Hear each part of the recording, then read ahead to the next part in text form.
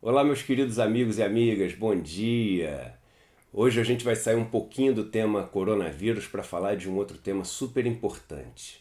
Vocês devem estar acompanhando essa questão da votação, veto, que está acontecendo no Congresso em relação às mudanças propostas no BPC.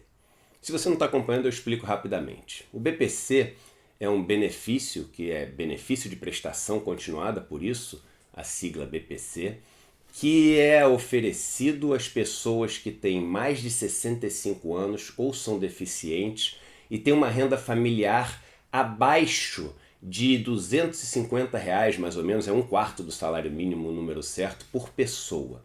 Ou seja, pessoas que são mais velhas ou deficientes, que precisam ter alguma renda para comprar seus remédios, para poder morar em algum lugar, para poder sobreviver e vivem em condição de miserabilidade. E essas pessoas recebem esse benefício de um salário mínimo a mais por mês, né? E aí o Congresso votou um projeto de lei que aumentava esse limite de um quarto de salário mínimo para meio salário mínimo. Ou seja, idosos acima de 65 anos, e pensa um pouco na sua cabeça alguém que você conhece com mais de 65 anos, só para a gente visualizar quem que a gente está falando, né?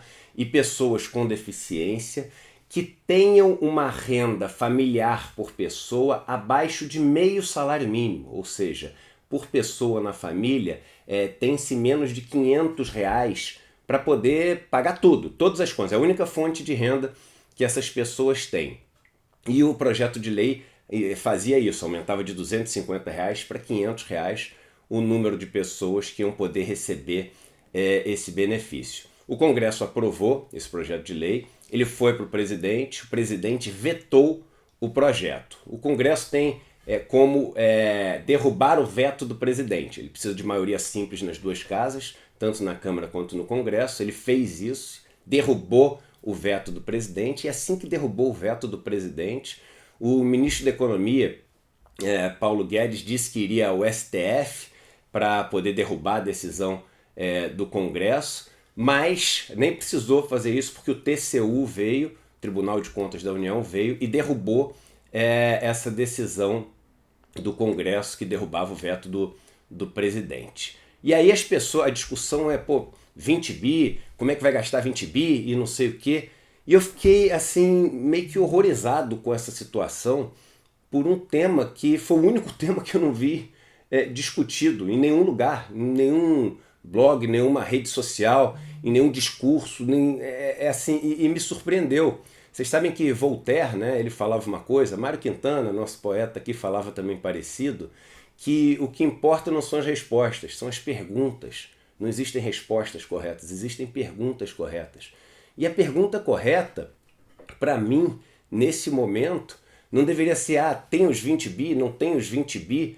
A indignação, a pergunta que todo mundo deveria fazer é o seguinte: caramba, se ao aumentar de um quarto de salário mínimo para meio salário mínimo o limite das pessoas que eu considero miseráveis, que vão receber um salário mínimo por mês para poder, enfim, sobreviver com alguma condição de sobrevivência, não estamos falando nem em dignidade, não estamos nem falando em qualidade de vida, nada disso, estamos falando só em condições de sobrevivência, né? Se só aumentando de um quarto para meio salário mínimo, isso passa a ter um custo de 20 bilhões de reais, qual a pergunta que tinha que vir na cabeça de todo mundo se a gente fosse uma sociedade humana, preocupada, fraterna, solidária? Deveria ser o seguinte: caramba, tem tantas pessoas acima de 65 anos e tantas pessoas com deficiência que ganham menos de meio salário mínimo por pessoa na família? Essa é a indignação. Essa deveria ser a surpresa. Essa deveria ser a pergunta que as pessoas tinham que estar se fazendo nesse momento. Caramba, se vai custar 20 bilhões, é porque tem um monte de pessoas com mais de 65 anos que vivem na miséria, na pobreza. E uma coisa é o tio, o avô que você tem com mais de 65 anos, que tem uma bela renda, se alimenta bem, dorme no ar-condicionado, vive numa condição de segurança. Agora você imagina alguém que chegou nessa idade, Nos bairros mais pobres do Brasil, você deve saber, a expectativa de vida é abaixo de 65 anos de idade.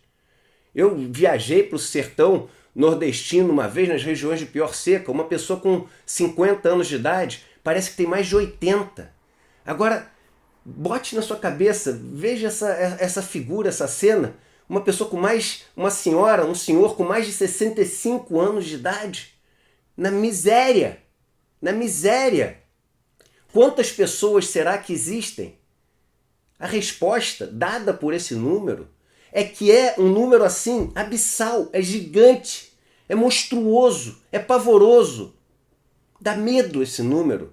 Morar num país onde o número de pessoas que tem mais de 65 anos e recebem entre 1/4 de salário mínimo e meio salário mínimo, estão falando de 250 a 500 reais por mês.